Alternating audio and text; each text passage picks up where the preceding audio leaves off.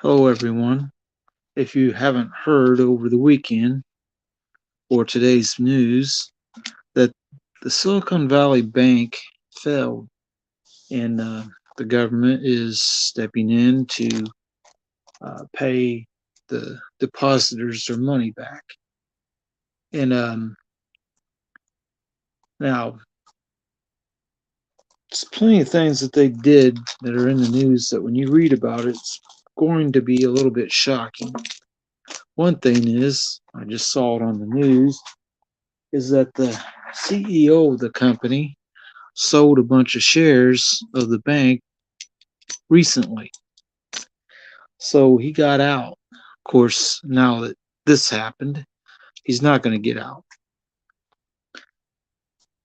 Um, Hello, Dolly.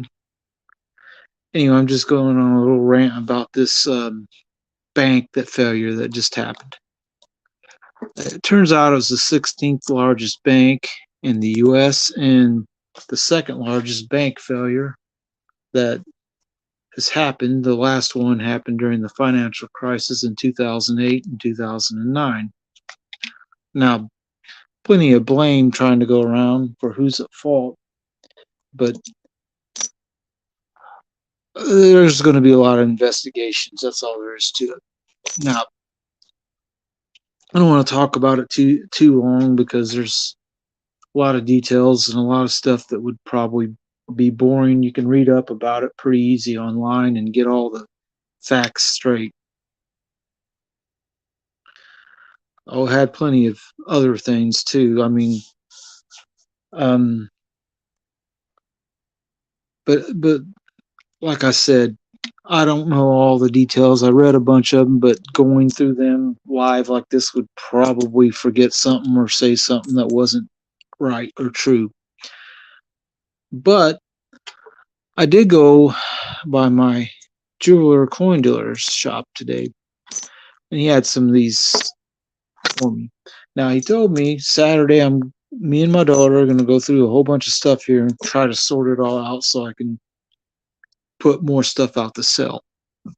He found me some of this junk silver stuff here, which I've been buying off him since doing the treasure chest challenge last year, which I filled up this chest back here, this one with the map design on it. I had it filled up with 90% silver. Now let's talk about a couple other coins I got this weekend.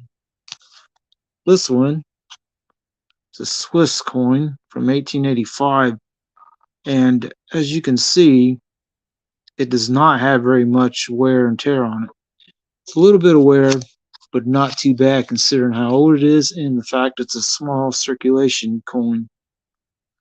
And it does have a S mint mark on it. I guess that's a mint mark.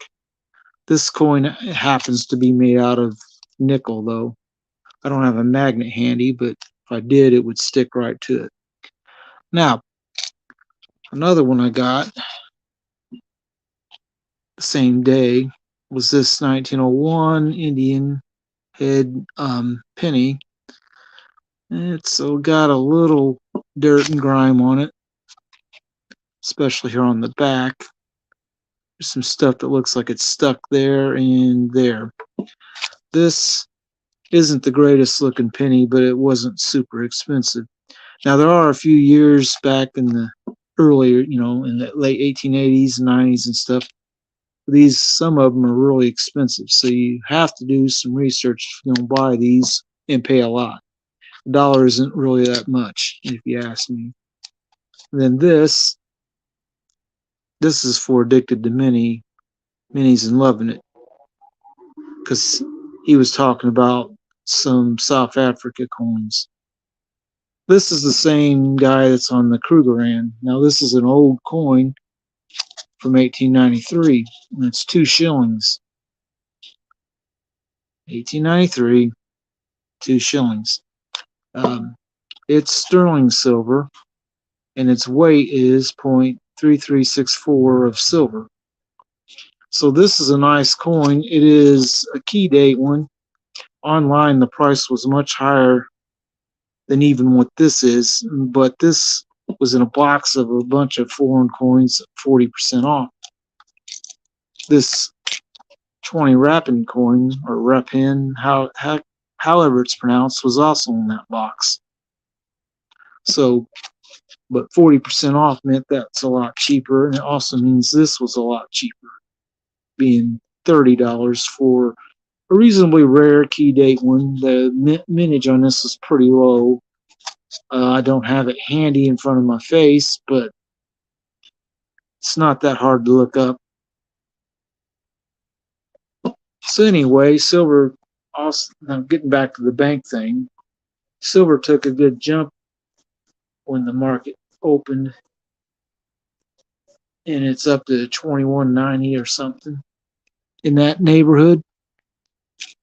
All the online bullion coin shop things are increasing their price of this stuff a bit.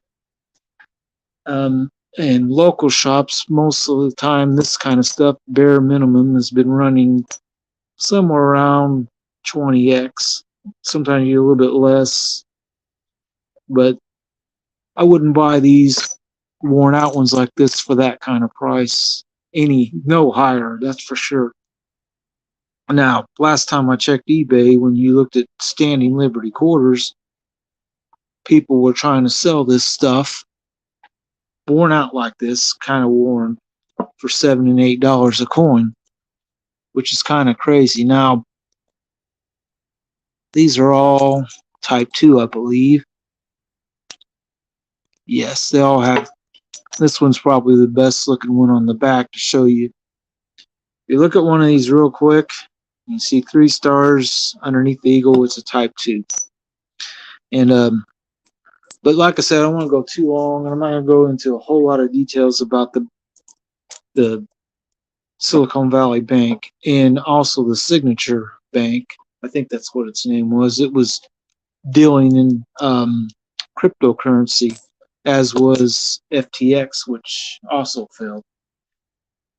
They dealt in a lot of crypto, and it's alleged, I have to say that some of the people that ran the FTX took some of the money and spent it on stuff they wanted to spend it on, and not on buying in the cryptocurrency. And once people started wanting money, they were stuck in a position where they didn't have enough money to pay the people who wanted their money. So they got a lot of attention and got in trouble.